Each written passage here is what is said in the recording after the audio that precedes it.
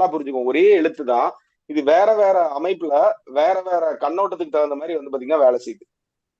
இது ஒருத்தருக்கு வந்து எமர்ஜென்சி நம்பரா தெரியுது, ஒருத்தருக்கு வந்து சதய நட்சத்திரமா தெரியுது, ஒருத்தருக்கு வந்து 100% பெர்ஃபெக்ட்டா தெரியுது, ஒருத்தருக்கு வந்து பெர்சன்டேஜா தெரியுது, ஒருத்தருக்கு வந்து பூரணம் முழுமையான அமைப்பு அப்படிங்கிறது வந்து தெரியுது. ஒரே எண் தான். இது அவங்கவங்களுக்கு புரிஞ்சு கொள்ளக்கூடிய அடிப்படையில வந்து பாத்தீங்கன்னா இந்த எண் தான் இருக்கு. இது அப்ப அந்த எண்களா இருக்கலாம்னு சொன்னோம் இல்லையா? அப்போ இவங்க எந்த அளவுக்கு வந்து பாத்தீங்கன்னா அத வந்து நம்புறாங்களோ, இது எதுவா அவங்க வந்து நம்புறாங்களோ அந்த அமைப்புல அது வந்து பாத்தீங்கன்னா வேலை செய்ய ஆரம்பிக்கும். இந்த எண்.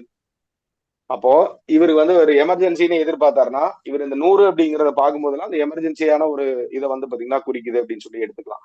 இதுக்கப்புறம் சதய நட்சத்திரமா இப்ப யார் வந்து இத சதய நட்சத்திரமா நம்புறாங்களோ, அவங்க இந்த 100 அப்படின்னு சொல்லி பயன்படுத்தும்போது வந்து பார்த்தீங்கன்னா, அந்த சதய நட்சத்திரமா வந்து பார்த்தீங்கன்னா வேலை செய்யும். இதே வந்து இப்ப டெண்டுல்கர் இப்ப 100ன்னா 100 100 அடிச்சத ஞாபகம் வச்சோம் அப்படின்னா, அந்த டெண்டுல்கர் ஞாபகம் வைக்கும்போது அந்த மாரி சில அமைப்புகள். அப்போ எண்கள் அப்படிங்கிறது ஒவ்வொருத்தருடைய கண்ணோட்டத்துக்கு தகுந்த மாரி வந்து பார்த்தீங்கன்னா மாறக்கூடியது. அவங்க சிந்தனைகள், செயல்பாடுகளுக்கு தகுந்த மாரி வந்து பார்த்தீங்கன்னா, அது பலன் கொடுக்கக்கூடியது அப்படின்னு சொல்லி நம்ம எடுத்துக்கலாம்.